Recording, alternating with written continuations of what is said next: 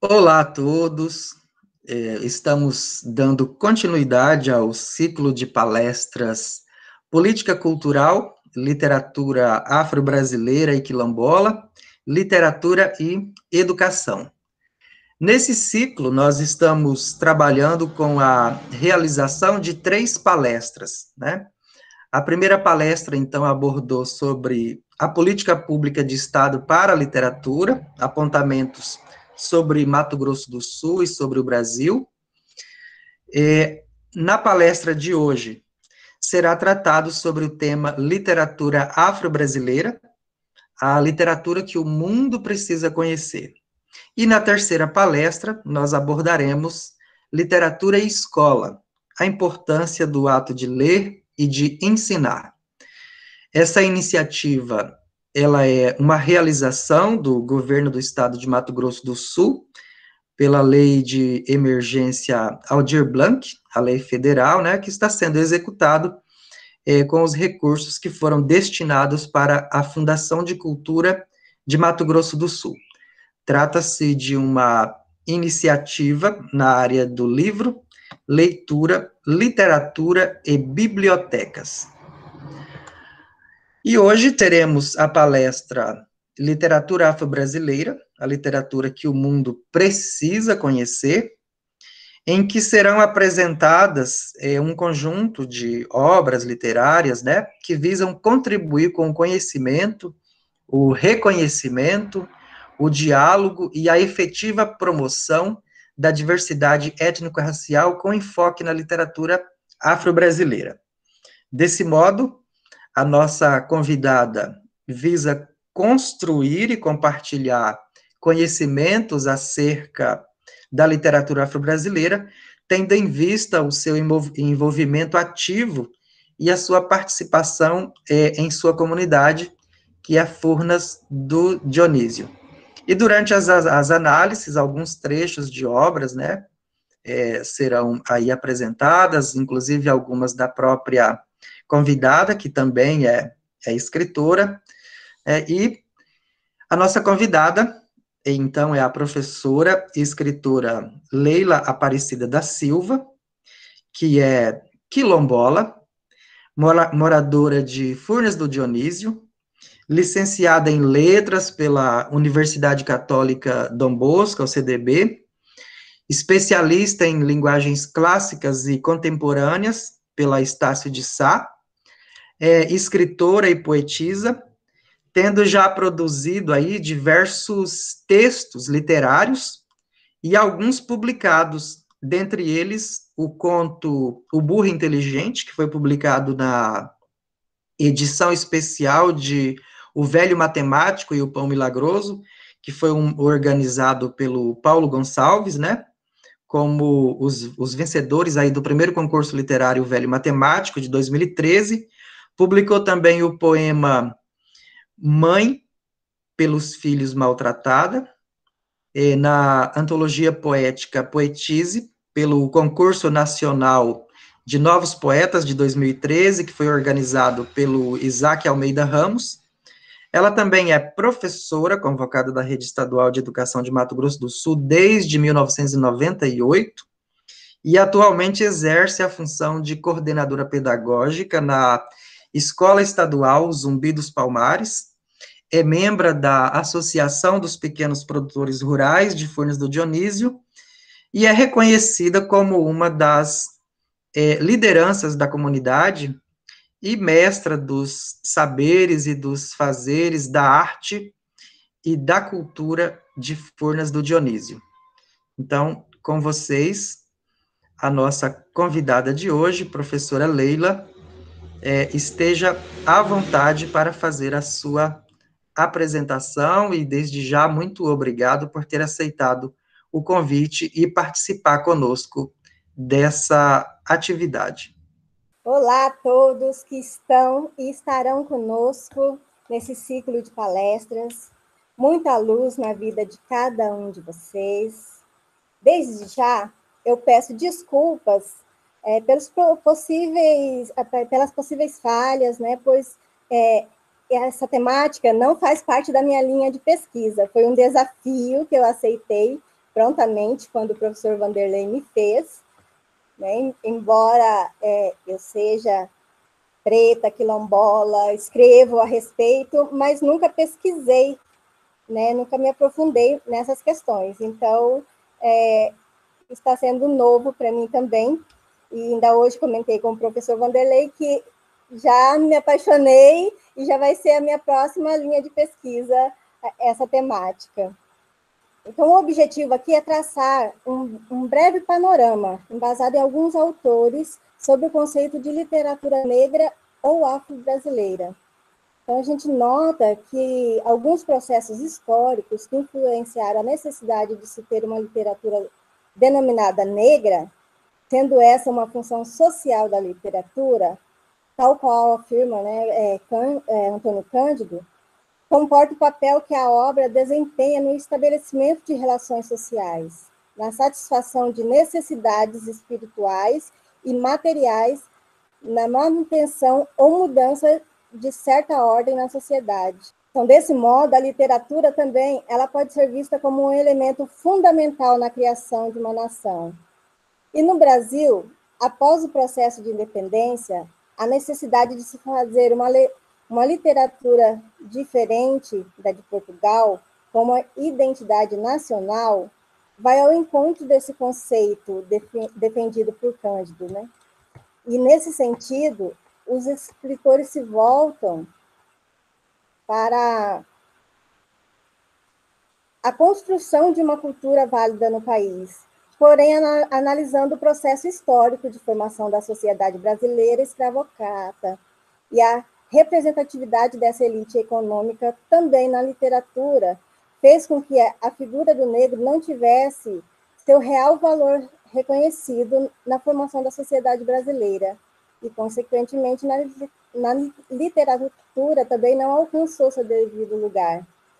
Então, essa disparidade é ainda maior quando falamos da mulher negra, né? Tanto que, posteriormente, vocês verão aí que eu coloquei um pouco mais de escritoras negras para dar um pouco mais dessa visibilidade. Na literatura, tida como convencional, o negro poucas vezes esteve em situação de destaque, sendo representado como coadjuvante, como objeto e não como sujeito, né? A gente vê muito isso ainda hoje, infelizmente, né? O negro nas mídias, aí, nas novelas, ainda pouco ele é tido como sujeito, né? E isso ocorre até o início do século XIX, com exceção, por exemplo, de Lima Barreto. No entanto, não foi ao acaso, né? Então, a gente sabe que o Lima Barreto, ele nasceu em 13 de maio de 81, no Rio de Janeiro. Ele era de família negra e humilde, e seus pais descendentes de escravos. Aos 6 anos de idade, ele ficou órfão de mãe, sendo então apadrinhado por Visconde de Ouro Preto. Então, por isso, ele teve uma boa condição de educação, ele pôde estudar em boas escolas, em boas instituições, enfim. Então, Lima Barreto foi um dos principais escritores do pré-modernismo brasileiro.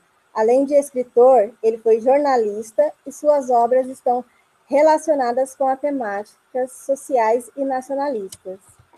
E aí a gente tem assim, diversas obras, que eu não citarei todas, mas eu acho que uma assim, bem conhecida, se não por todos, mas pela maioria, que é o Triste Fim de Policarpo Quaresma, que, se não me falha a memória, acho que é de 1911, né?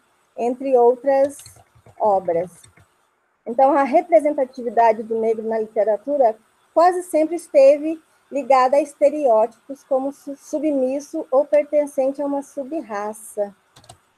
Então, a respeito disso, Barbosa afirma que, por meio da literatura, o artista recria o mundo, ressignifica valores, costumes e fatos.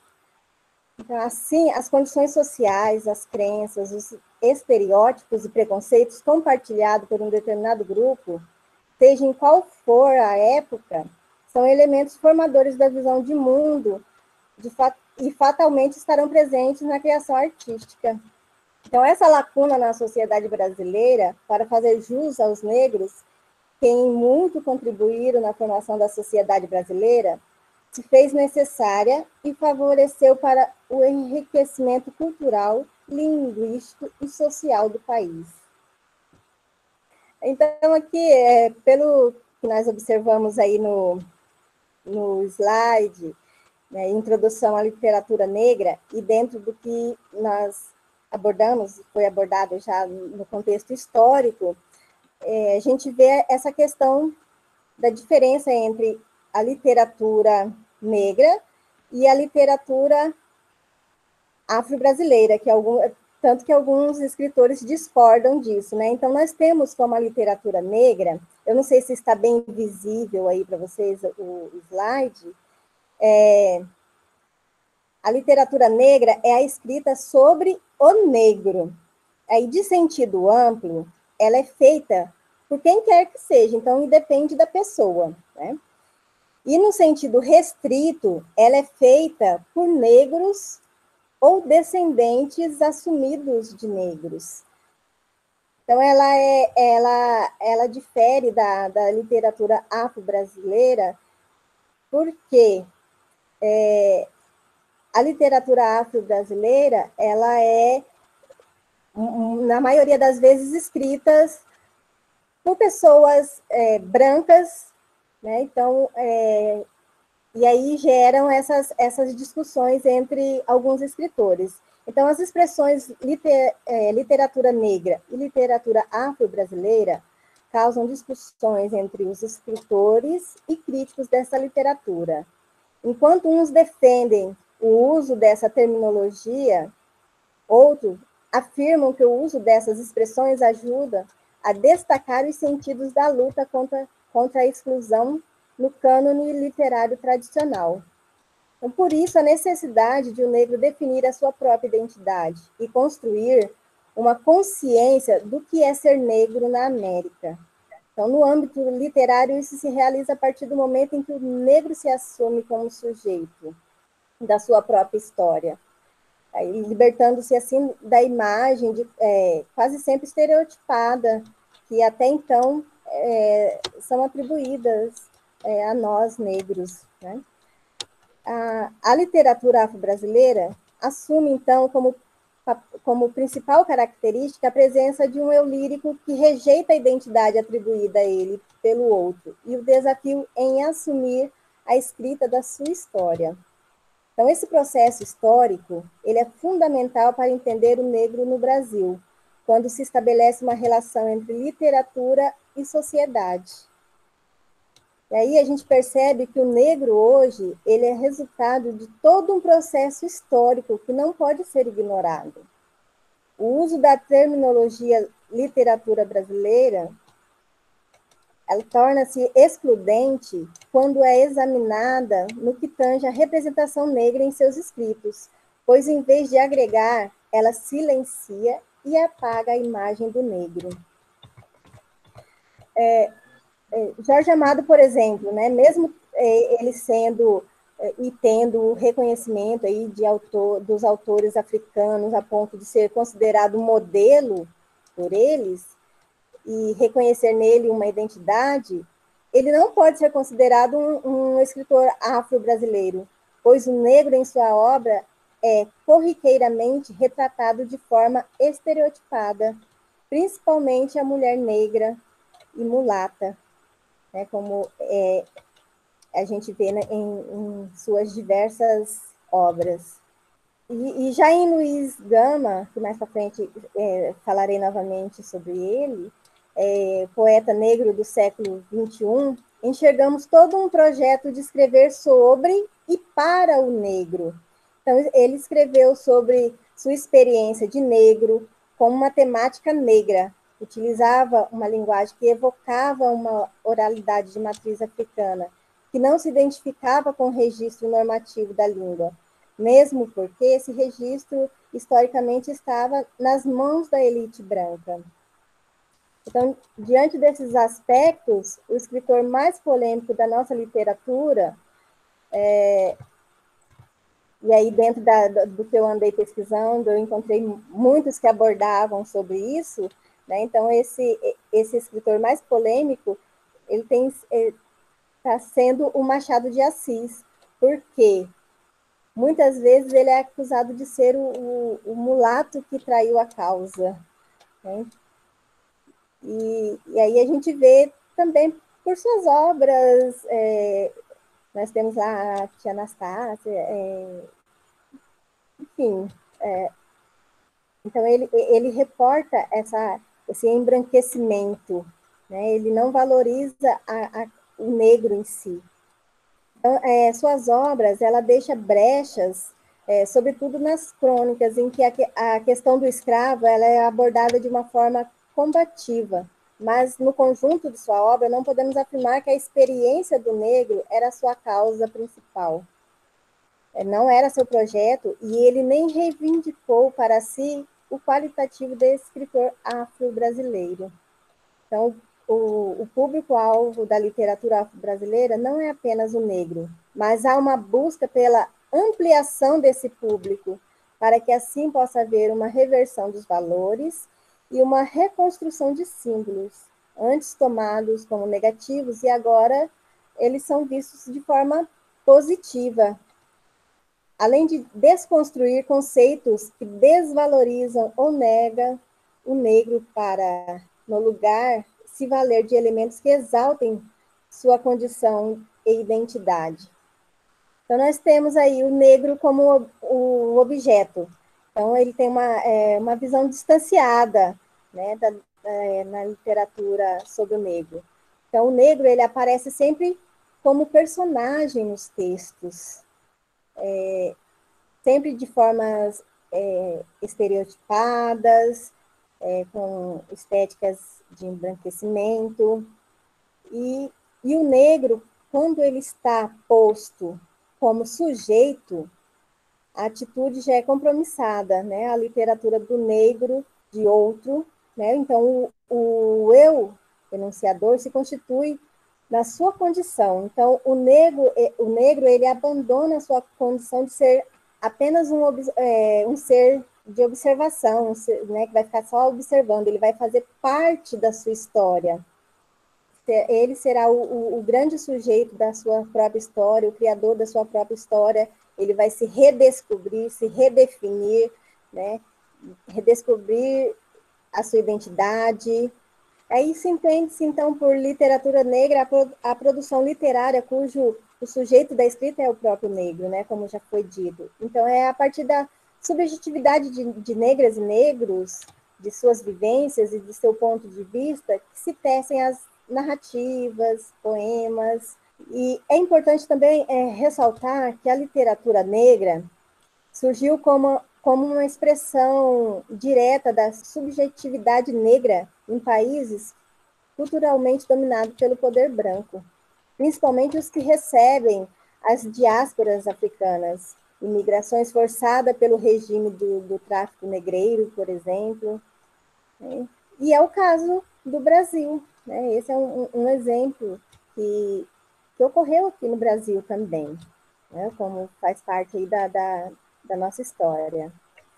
E assim é por meio da literatura negra que as personagens e autores negros e negras retomam sua integridade e sua totalidade enquanto seres humanos, rompendo o círculo vicioso do racismo institucionalizado, entranhado na prática literária que acontece até tempos atuais, né? Infelizmente.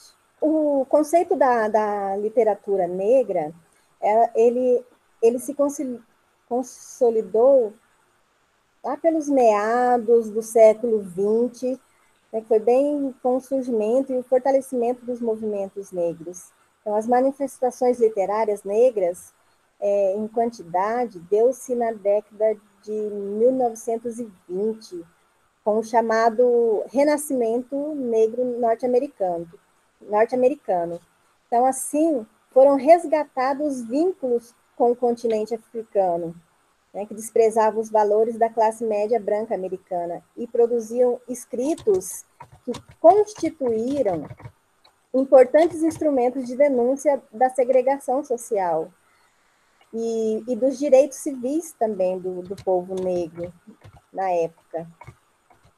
Embora o conceito de literatura negra tenha aparecido apenas no século XX, a produção literária feita por negros e abordando a questão existe no Brasil desde o século XIX. Então, mesmo antes do fim do tráfico negreiro, que é o caso aí embora pouco lembrado, né? Nós temos alguns, mas vou citar apenas um, assim, que é um dos mais conhecidos, que é o Luiz Gama.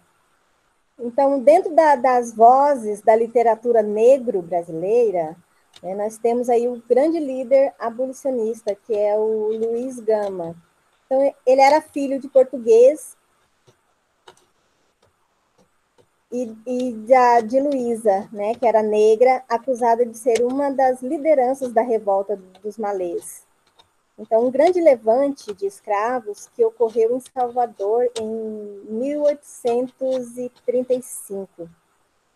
Aí, vendido pelo pai aos 10 anos de idade, ele foi escravo doméstico até os 18 anos, quando ele conseguiu, portanto, provar que ele era letrado, né, que ele era filho de mulher livre e que não podia, então, ficar cativo. E assim ele ingressou na força pública da província de São Paulo. E depois ele foi escrevente da Secretaria de Polícia, onde teve acesso à biblioteca do delegado. Então, depois Luiz Gama, ainda hoje, ele é lembrado como um dos principais abolicionistas do século XIX. Ele era um autodidata que se tornou um renomado advogado.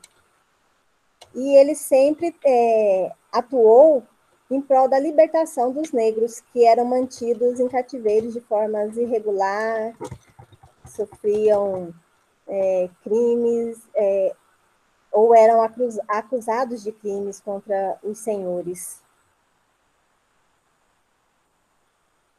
E aí, então, aqui, a partir daqui de Luiz Gama, falaremos sobre essa questão das vozes da literatura negro-brasileira. E aí vocês podem perceber que estou fazendo um apanhado até chegar a nós aqui na comunidade, né? Então, é um passo a passo. A Carolina Maria de Jesus, ela foi a primeira autora negra brasileira a conhecer a fama no mundo editorial. Ela teve pouco acesso aos recursos básicos da vida em sociedade. Ela cursou apenas os 2 primeiros anos do ensino fundamental e viveu uma vida assim bem marcada pela miséria. Ela mantinha diários e cadernos onde escrevia poemas e tomava notas sobre o desgaste da realidade que se impunha à sua volta. E aí ela foi descoberta por um jornalista que morava na favela do Canindé, em São Paulo. Na época, vivendo como catadora de lixo. E aí, a partir de então, ela ganhou essa visibilidade. Está escuro, eu não sei se dá para visualizar, mas, inclusive, eu tenho até um trecho da escrita dela aqui na parede, né? Eu até fiquei aqui para poder mostrar, vou até abrir a câmera, eu não sei se vocês vão conseguir visualizar. Tem um trecho dela aqui na parede, que é esse que está em vermelho aí no slide, né? Que é: se é que existe reencarnação, eu quero voltar sempre preta. Então, essa frase dela eu acho fantástica, é uma frase assim, muito forte, que valoriza muito, né, a nós, pretos, que ainda passamos por tantas dificuldades, tantas faltas de reconhecimento. Maria da Conceição Evaristo de Brito, que é uma professora, pesquisadora, poeta, contista, romancista. Ela é uma das mais celebradas autoras contemporâneas do Brasil. Então, ela estreou na literatura em 1990, divulgando suas poesias nos cadernos negros. Não sei se vocês conhecem, mas esses cadernos negros, eles são fantásticos. Eles têm aí diversas edições. Eu estive olhando alguns, consegui fazer uma leitura rápida até o caderno 43, se não me engano. Assim, muito conteúdo bacana mesmo. A Maria da Conceição, ela é um grande nome assim da nossa literatura negra contemporânea. E isso nos deixa assim muito envaidecidos, porque foi uma luta, com certeza, para essas mulheres chegarem a esse reconhecimento. Né? Se hoje, para nós, já não é fácil, imagina para décadas atrás. Aí depois nós temos o Luiz Silva, né, cujo pseudônimo é Cut, que é um dos mais destacados nomes da intelectualidade negra brasileira. Ele é mestre e doutor em letras pela Unicamp. É pesquisador de produção literária negra no Brasil, além de poeta, contista, dramaturgo e militante. E é justamente dele o conceito de literatura negro-brasileira, em oposição a uma ideia de literatura afrodescendente, pontuando como a remissão à África, né, que distancia ainda mais o sujeito negro brasileiro de sua história e da sua própria vivência. E aí são de autoria deles estudos importantes sobre as obras, por exemplo, de Cruz e Souza, de Luiz Gama, Machado de Assis, Lima Barreto, entre outros. A próxima, professor, Elisa Lucinda,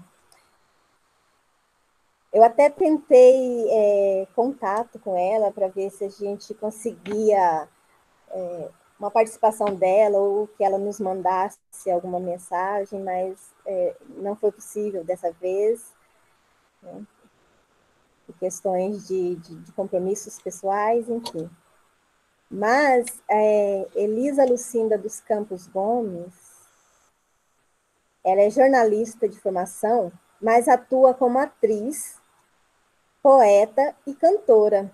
Ela é considerada uma das artistas de sua geração que mais populariza a palavra poética. Estreou oficialmente na literatura com o livro Poemas O Semelhante, que foi em 1995, né, do qual se originou uma peça com o mesmo nome.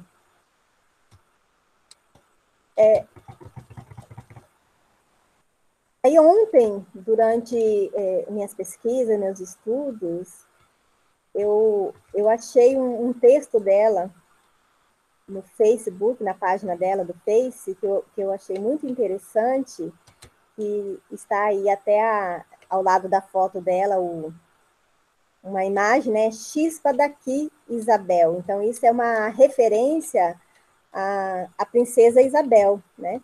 E aí eu vou ler o texto, aliás, que ela colocou lá na página dela no Facebook. Então, ó, Madrugada de Maio, eu te componho. Escrevo como um corpo de pele noturna, embrenhando na floresta como sombra e como os filhos da noite. Os caminhos da trança nagô que enfeitam minha cabeça é mais que um penteado inocente. É estratégia de guerra, movimento estudado para uma circulação livre entre correntes. Esta memória não me pertence, me compõe. Foram muitas fugas, capoeiras, fogueiras, tambores e ações abolicionistas. até a alvorada de maio de 1888. A revolta das Carrancas, em 1833, segundo estudiosos, e entre estes o filósofo Renato Nogueira, foi definida para mudanças nas leis da escravatura no Brasil. Tudo acontecer em Minas Gerais, onde escravizados, liderados por Ventura Mina, se insurgiram contra seus proprietários e partiram para outras fazendas, puxando a insurreição que matava escravocratas e traficantes e torturadores de gente, libertando do cativeiro centenas de escravizados, de fazenda, em que brancos que conseguiam fugiam aterrorizados. Essa insurreição seguia da revolta dos malês na Bahia, produziu resultados importantes na luta abolicionista.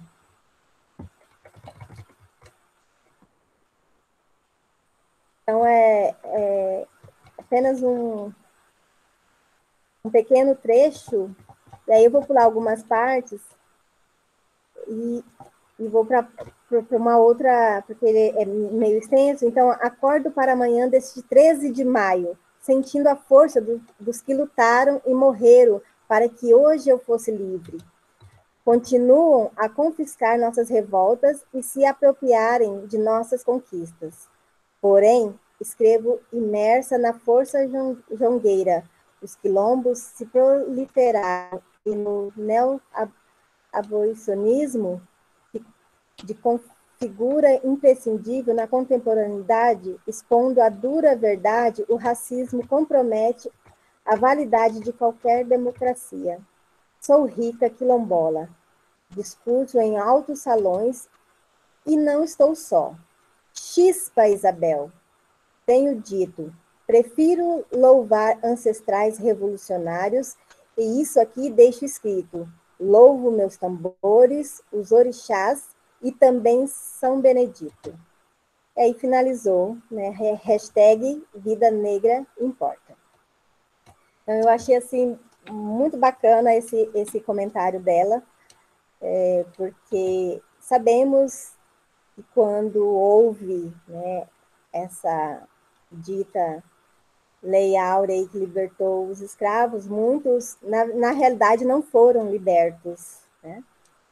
E aí eu achei interessante trazer esse posicionamento dela para cá, e tantos outros que ela aborda, quem tiver oportunidade aí de acompanhá-la nas redes sociais, é muito fantástico.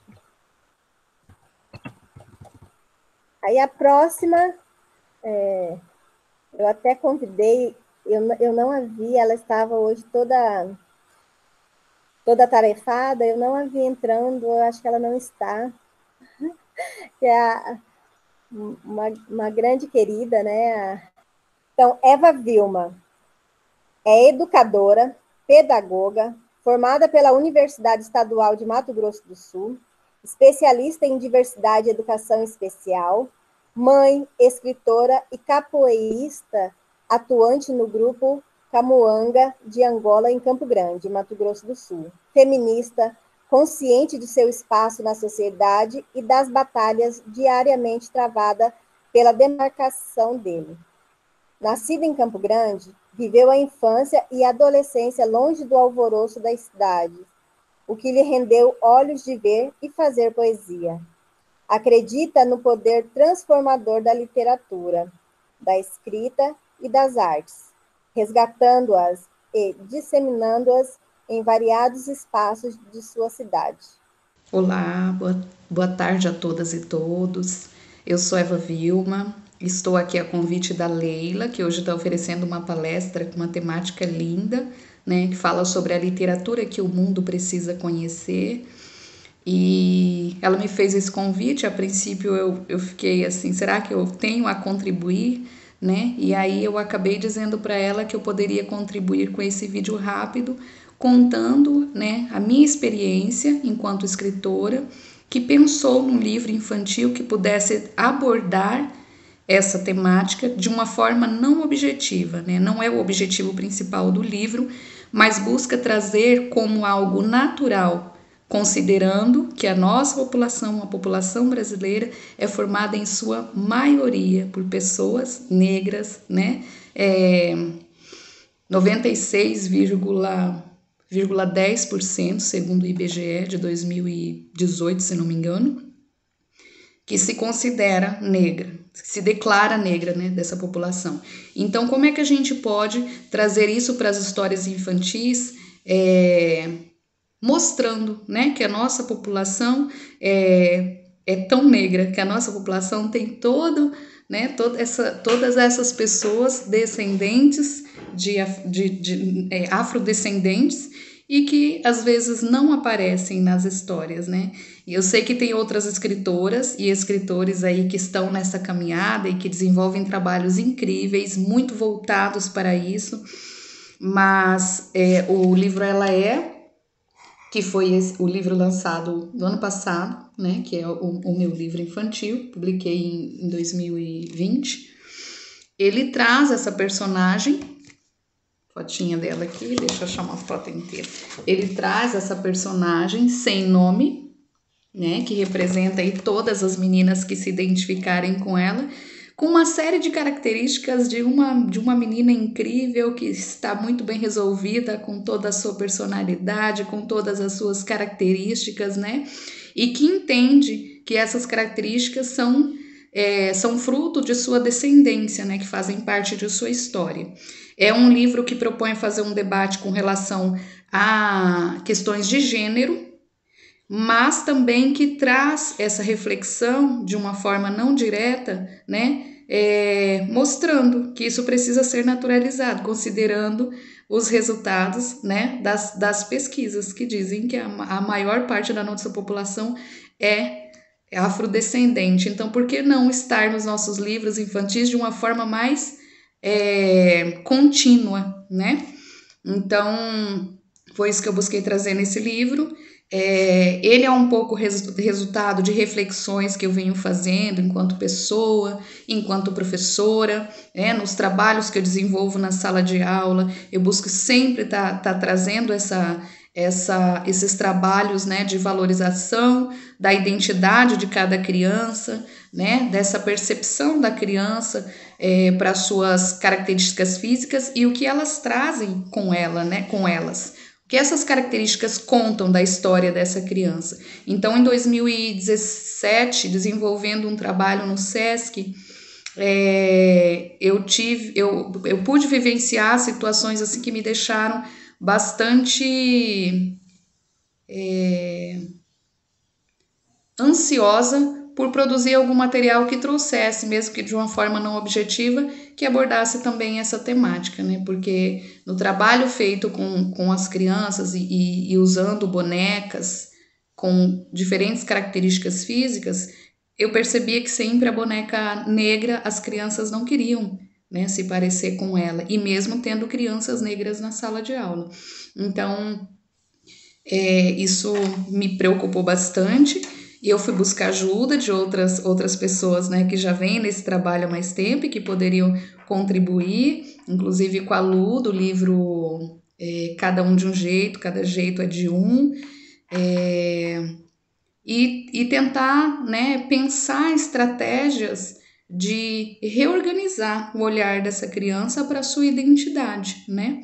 Então, foram desenvolvidas várias atividades em sala, foram propostos, né, vários momentos, até utilizando instrumentos da cultura africana, né, e a partir daí me vem essa vontade de produzir algum material que traga também essa reflexão. Então esse foi o primeiro, né, que não traz de forma muito objetiva. Tem um outro material que ainda não foi publicado, mas que ele está escrito e que também traz agora de uma forma mais objetiva e mais direta, inclusive resgatando elementos, né, da cultura negra no nosso país, como a capoeira, e que é um material que está aí guardadinho, esperando um momento, uma oportunidade de também virar um livro que possa contribuir mais. Eu agradeço muito o convite da Leila, eu espero ter contribuído pelo menos um pouquinho, e assim, quero contar que esse livro a gente fez um trabalho de convite a mulheres e meninas que se identificassem com a personagem de enviarem fotografias. E nós recebemos muitas fotografias mesmo, inclusive de uma menina específica que mandou uma foto muito parecida com a personagem, inclusive com o cabelo amarrado assim, e ela diz, eu me vi agora, sabe? Então, assim, isso é muito legal para a gente perceber, e perceber que isso é possível através da literatura, né? Que já é algo tão leve, tão gostoso. Então, agregar isso, essa responsabilidade social tão grande, eu acho que é importantíssimo. Agradeço a Leila, espero ter contribuído um pouquinho só, porque eu sei que tem pessoas aí que podem contribuir muito mais que eu, mas se eu contribuir isso aqui já está importante. Leila, gratidão, viu? Bom momento de trabalho e de estudo aí a vocês. Bom, aí como a Eva Vilma disse, né, dentro do livro dela, ela fez essa brincadeira, foi lançada nas redes sociais, onde a gente escolhia um trecho onde estivesse demonstrando uma personalidade de alguém da família, ou nossa mesmo. E aí eu entrei na brincadeira, achei bacana, né? O livro é interessante. E aí mandei a foto, né, da minha neta, Brenda Eloá, com as características dela. E aí tem a Ela É, que representa a personalidade da Brenda, né? Ela é alegre, mas é também decidida, destemida, geniosa, curiosa, inteligente, desafiadora. Então, ela tem essas e tantas outras características aí, por isso a foto da Ela É aí no meio, né? Demonstra um pouco dessa personalidade da Brenda. Depois, quando esse trabalho foi editado, vocês poderão ver o vídeo onde a autora apresenta o livro. Eu não tenho esse livro, eu tenho outro livro dela aqui, né? Mas o Ela É ainda não tenho. O próximo, professor, por gentileza, que é o da Jaque, eu não sei se ela está também online, não estou vendo, ela foi convidada também para participar, mas ela também nos deixou 2 vídeos, né, um falando um pouco da biografia dela e o outro sobre o porquê da escrita desse livro, contextualizou um pouco sobre a escrita. Boa tarde para todos e para todas. Primeiramente, eu quero agradecer a professora Leila pelo convite. Meu nome é Sirlene Jaqueline Silva de Paula. Sou professora da Educação Especial. Sou escritora e autora do livro Flor do Quilombo, que é uma mistura de ficção com realidade. E não é um livro infantil, é uma história para todos. Também sou mãe de 2 filhos quilombolas e um neto quilombolinha que mora na comunidade desde sempre. Então, pessoal, eu me propus a escrever o livro Flor do Quilombo para dar mais visibilidade para a comunidade Furnas do Dionísio. Queria que o meu livro fosse uma sala de informação para muitas pessoas que vinham na comunidade fazer matérias televisivas ou fazer tese de mestrado, mas não tinham o conhecimento da nossa realidade. Isso foi no ano de 2000 e eu já não via isso como uma leitura positiva. Então, pessoal, eu queria que o livro Flor do Quilombo saísse da mão de uma negra que vivenciasse tudo aquilo de perto. Então, eu lembrei do poeta que diz: quem sabe faz a hora. Ou seja, ao escrever o livro, eu quis fazer um resgate cultural no intuito de não deixar nossas lendas, nossas histórias e narrativas morrerem junto com os mais velhos. Isso já vinha acontecendo, até que no processo natural. Nesse intervalo, eu perdi o meu esposo, vítima de câncer. E ele, inclusive, junto com a nossa filha, são, sem dúvida nenhuma, os protagonistas da história que eu escrevi. Esse livro, Flor do Quilombo, já tem 19 anos e conta a saga histórica de um povo remanescentes de escravos, um povo que moram aqui em Furnas do Dionísio. Obrigada e fiquem com Deus. Ok, aí finalizando os escritores do dia, por assim dizer, professor, pode colocar a última imagem. Está aí bem resumido a minha biografia, por conta de que o professor Vanderlei, né, já a fez mais detalhada. Com relação aos livros que o professor Vanderlei falou, onde tem as minhas escritas, né, eu até trouxe para que vocês possam ver, né, quem não conhece, são esses dois. E tem outros dois que não podem ser divulgados ainda, que ainda estão em preparação, estão na forma, por assim dizer. Né? Mas muito em breve, com fé em Deus, terei dois outros livros aí lançados. Então, esse é um poema, né, que eu fiz e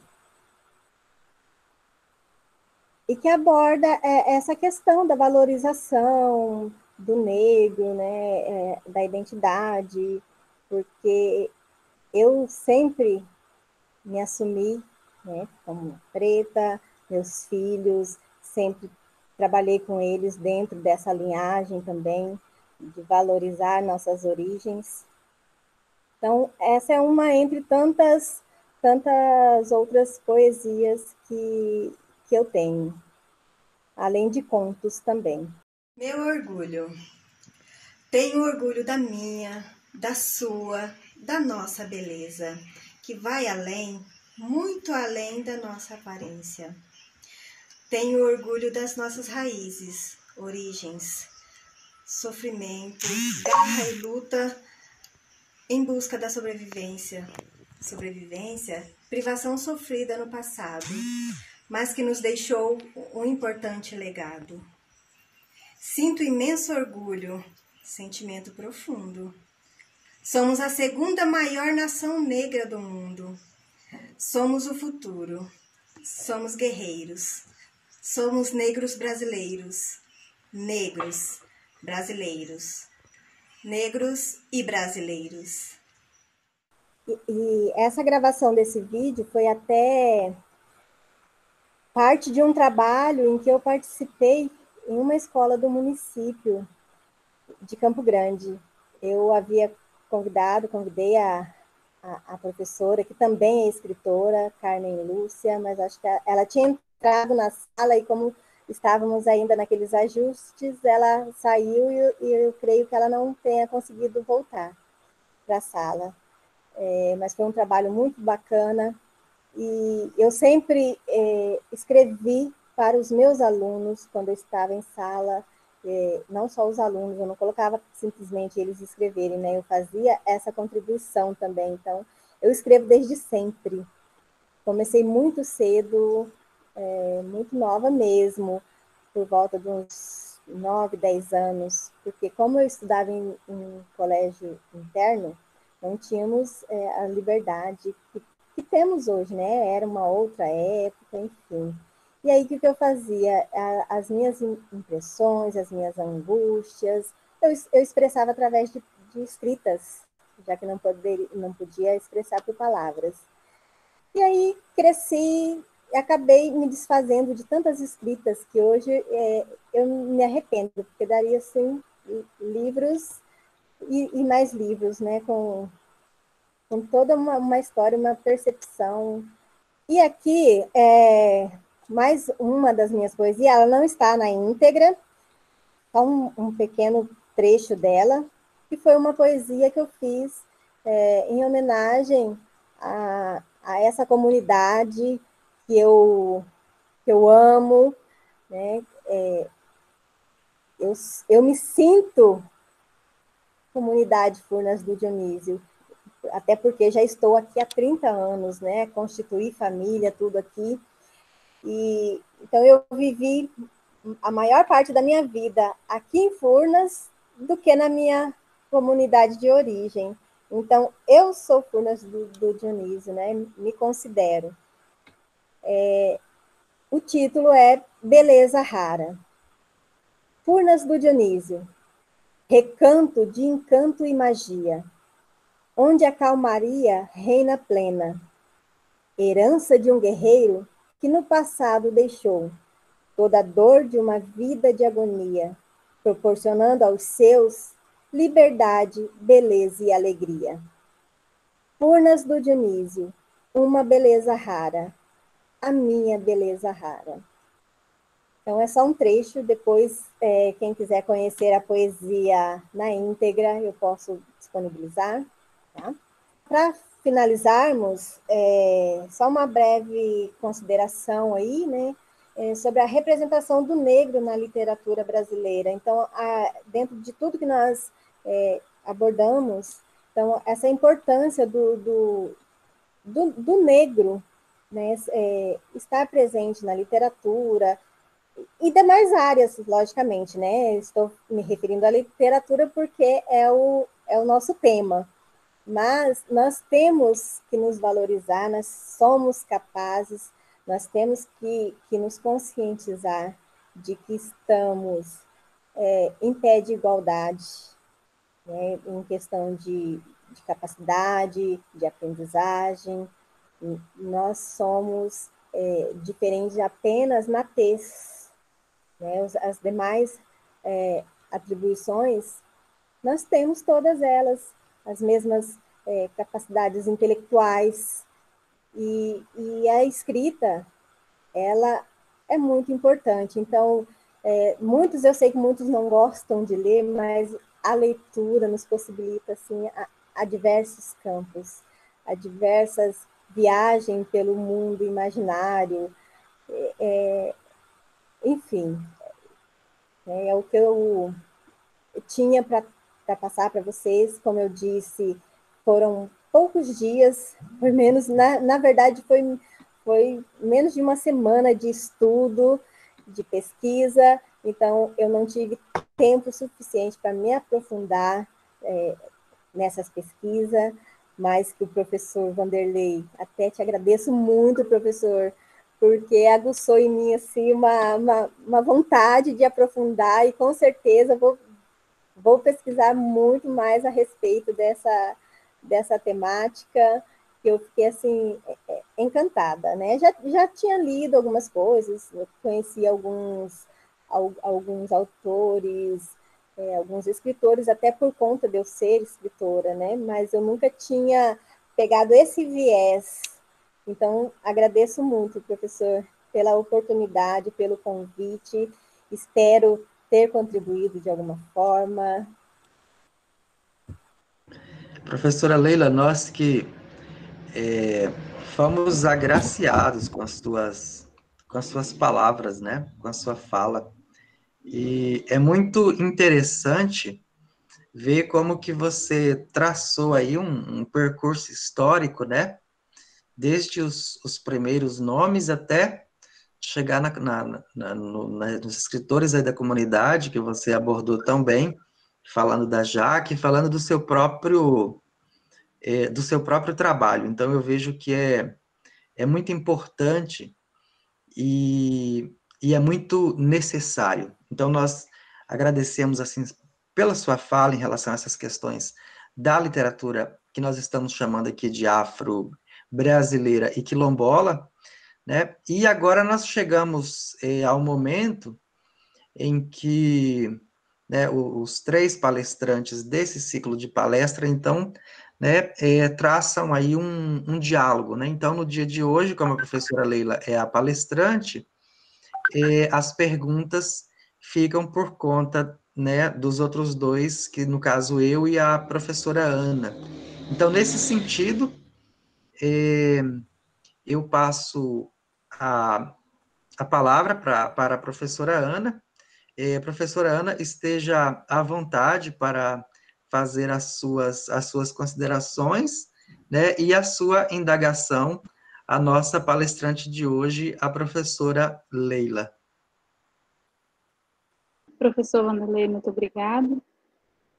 Eu fiquei muito contente em ver toda uma riqueza, né, de autores que contribuem com a literatura brasileira, que contribuem com a nossa formação, né, o leitor que gosta mesmo de ler, e até mesmo aquele leitor que não é assíduo, mas que ele faz as suas leituras cotidianas, né?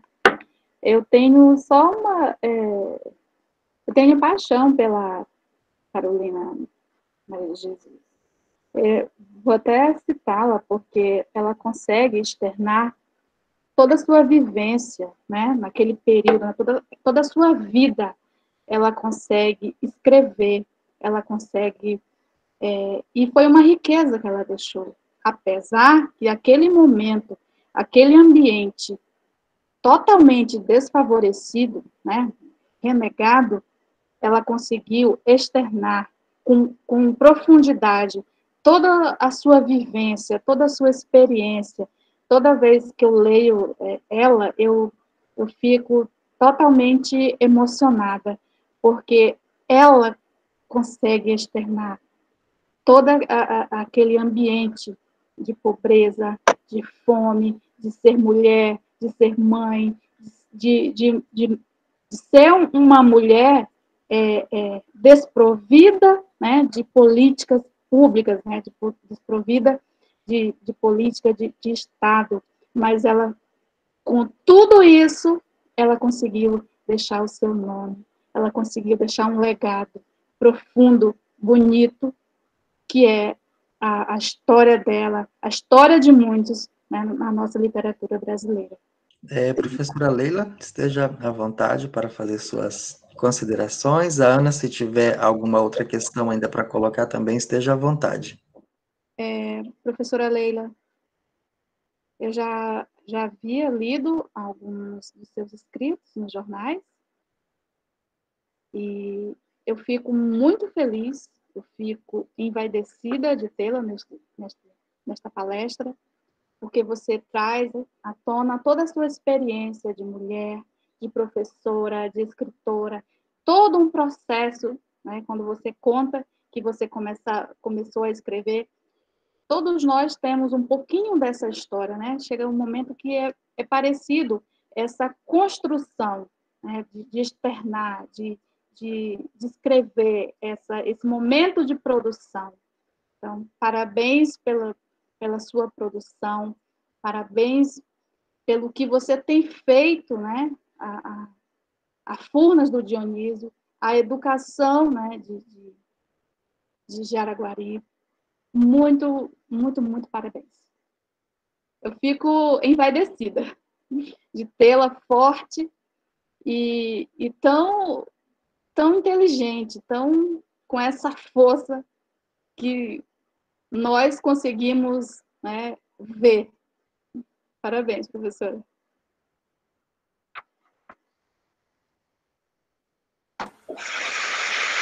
Grata por suas palavras, professora. Quem fica envaidecida sou eu. Né? E bem lembrada, nem pensei em trazer, né, para vocês verem as publicações em jornais também, né, porque eu sempre contribuo com o jornal O Estado de Mato Grosso do Sul, né, com minhas escritas. E aí acabou passando batida, né? Mas fica por uma próxima oportunidade. Alguém deve ter visto aí nas redes sociais, está no meu Facebook, né? Então, gratidão por suas palavras, professora.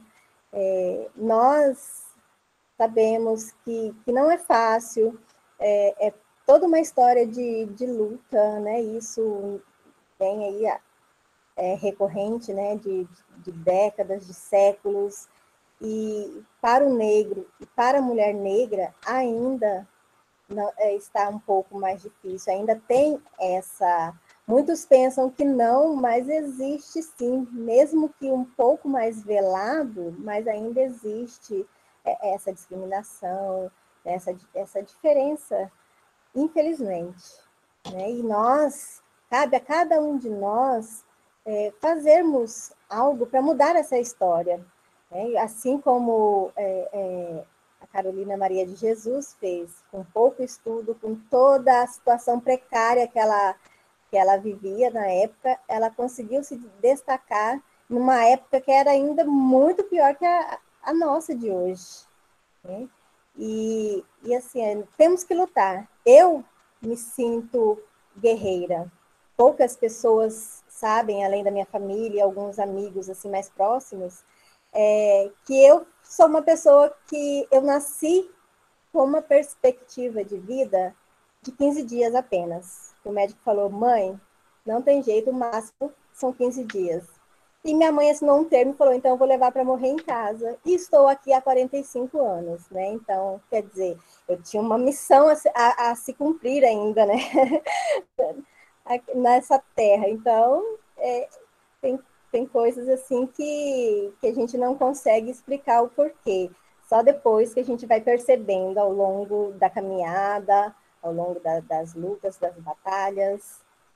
Professora Leila, ouvindo assim você, né, conforme a gente vai falando e você vai comentando mais coisas a respeito da sua própria trajetória, e quando você fala que você se considera uma guerreira, porque de fato porque de fato você é uma guerreira na sua comunidade, né? A gente que tem assim, o privilégio de atuar, né, no meu caso, como professor na escola da qual você é a coordenadora, também a oportunidade de atuar na outra escola, nós percebemos o quão importante, o quanto faz sentido a sua presença na comunidade, né? Desde, como você disse, né, desde a sua chegada e até o momento. De fato, você é uma quilombola de Furnas do Dionísio, né? É uma referência, né, para a comunidade. E aí, nesse sentido, né, chegou agora a minha vez de fazer um questionamento, uma pergunta, e eu estive pensando, nossa, o que eu vou perguntar para a professora Leila, né? Mas, tendo em vista que o ciclo de palestra aborda política pública, literatura e escola e literatura afro-brasileira, eu vou tentar fazer um questionamento mais voltado para a área da palestra número 1 de política cultural, né?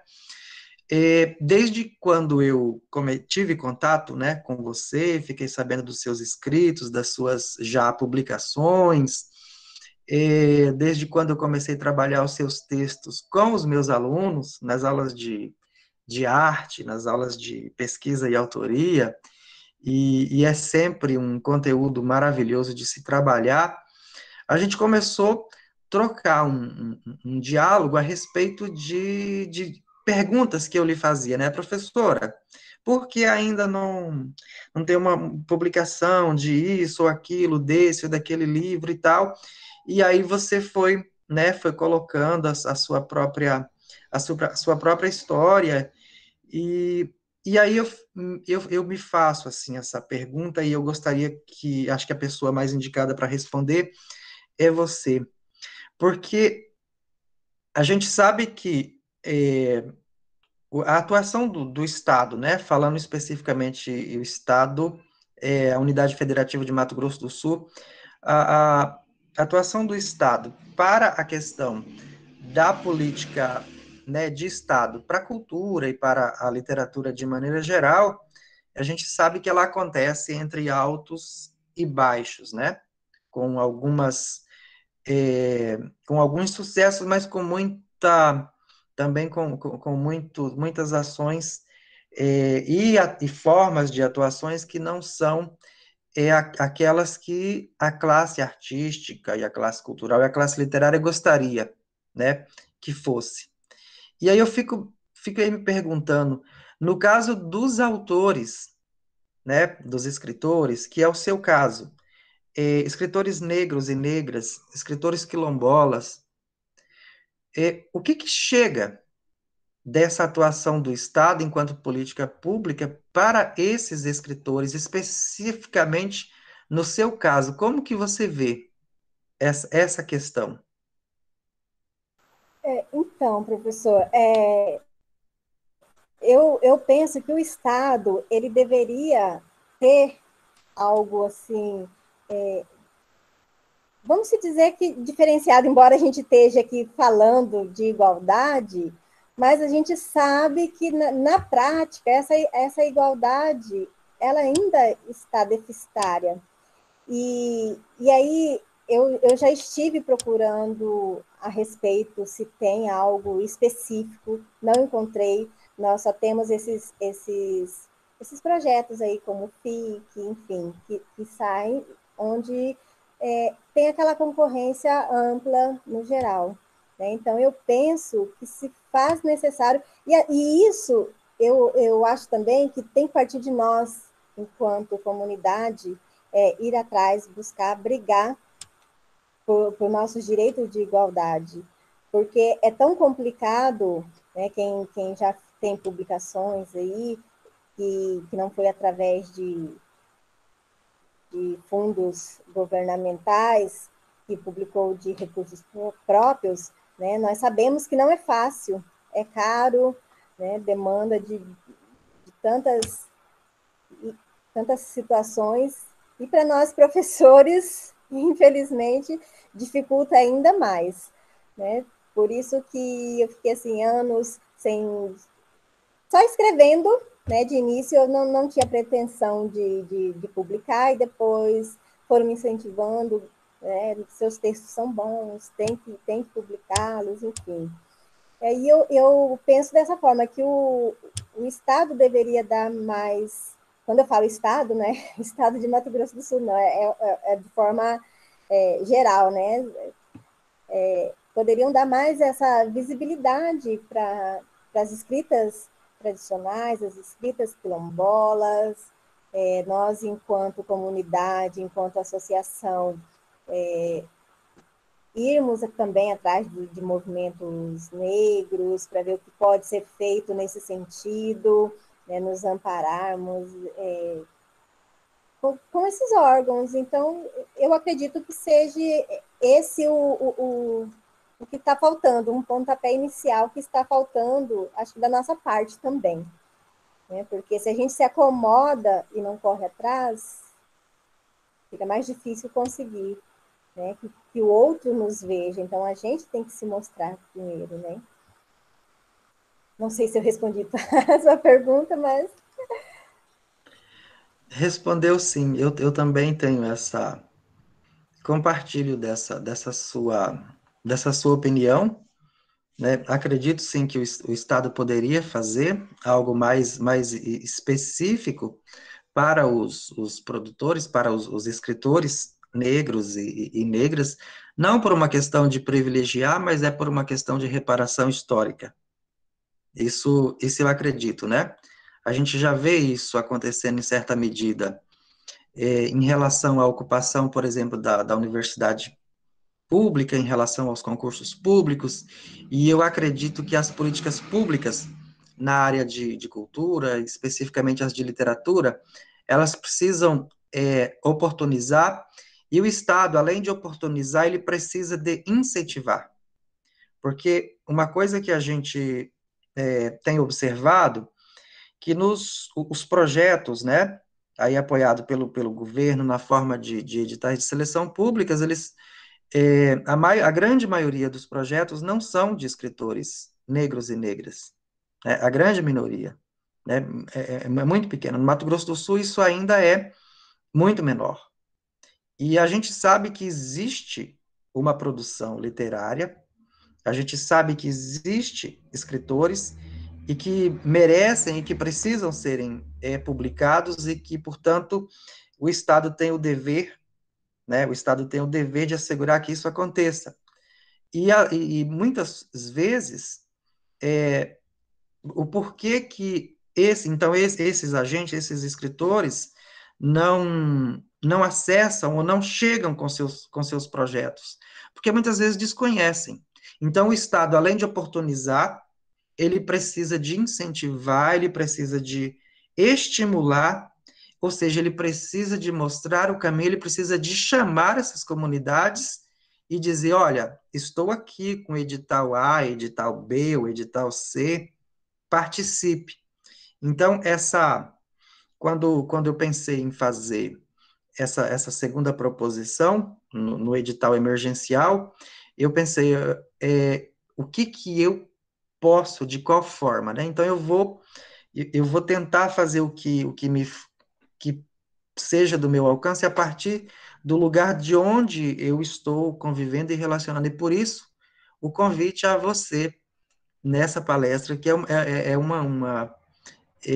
uma tentativa de fazer com que as pessoas conheçam, por exemplo, que em Forno do Dionísio nós temos escritores, né? Então, essa é uma das nossas, né, dos nossos intentos aqui. E também para que as pessoas conheçam, que as pessoas saibam que existem os escritores negros, que existe uma literatura afro-brasileira, uma literatura negro-brasileira, e que é tão rica e tão importante quanto, né, a literatura, vamos dizer assim, literatura produzida pelas pessoas não negras ou não afro-brasileiras.